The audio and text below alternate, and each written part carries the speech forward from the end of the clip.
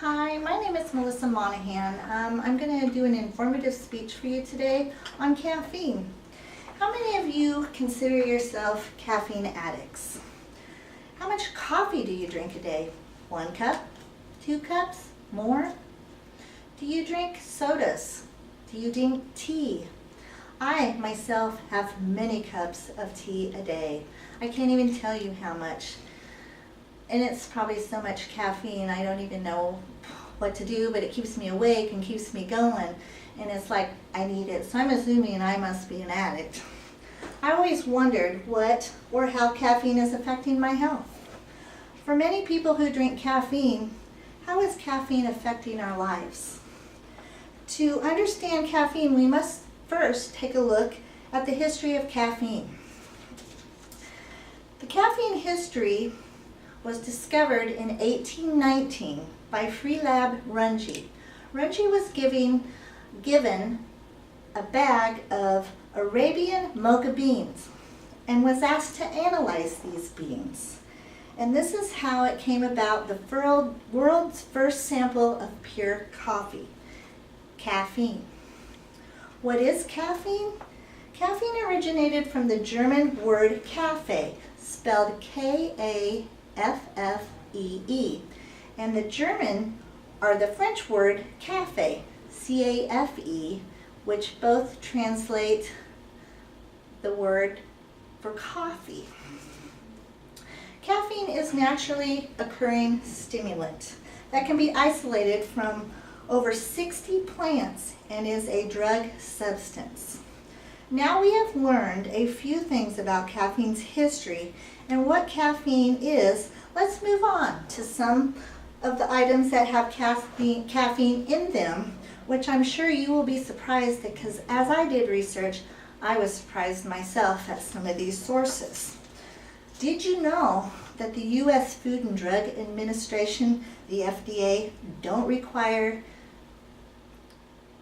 manufacturers to list caffeine content on their labels for their nutritional labels, as it's hard to tell whether a product even contains this stimulant and how much, according to health.com. So how are we to know how much caffeine is in each product, or if we're having too much or too little? Let's now inform you of the food sources with caffeine added and some non-food sources that contain caffeine. Food sources that contain caffeine. Did you know chocolate has caffeine in it? Non-cola sodas, ice cream, alcoholic energy drinks, breath fresheners, energized sunflower seeds, decaf coffee. Yes, decaf coffee contains a source of caffeine in it. So you might be thinking you're drinking decaf coffee, but you do have a coffee with caffeine in it. Energy water is another one.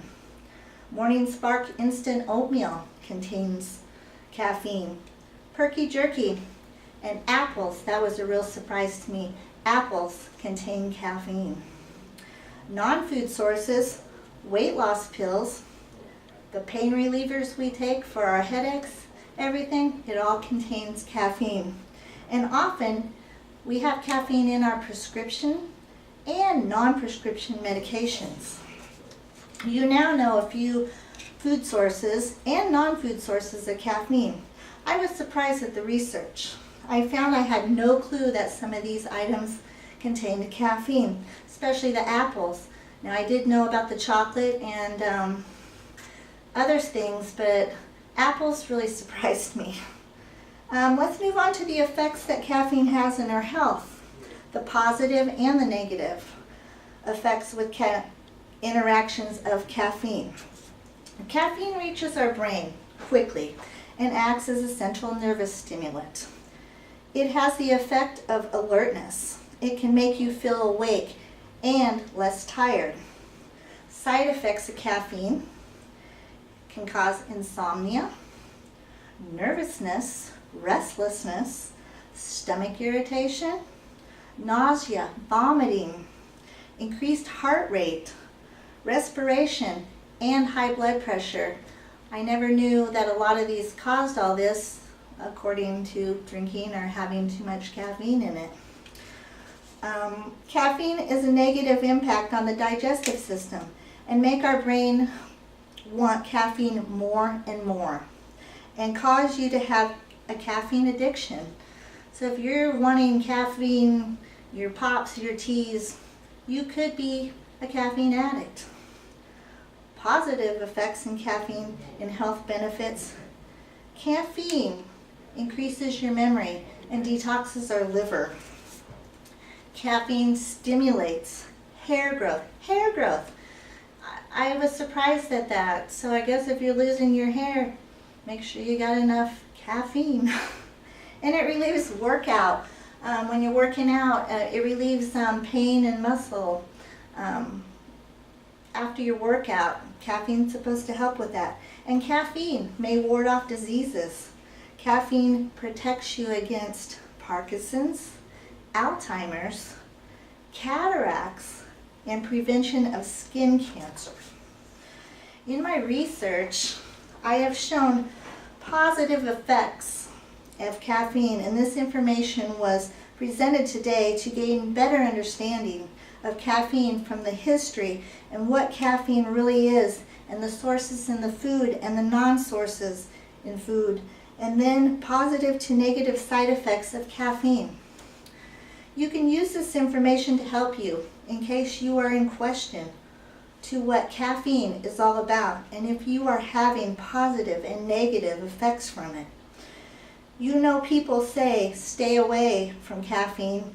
You can now tell them that caffeine is not only bad for you, it is good for you also. Caffeine is still being researched as to this day. But remember, caffeine can be good for you and it can be bad for you. So, thank you.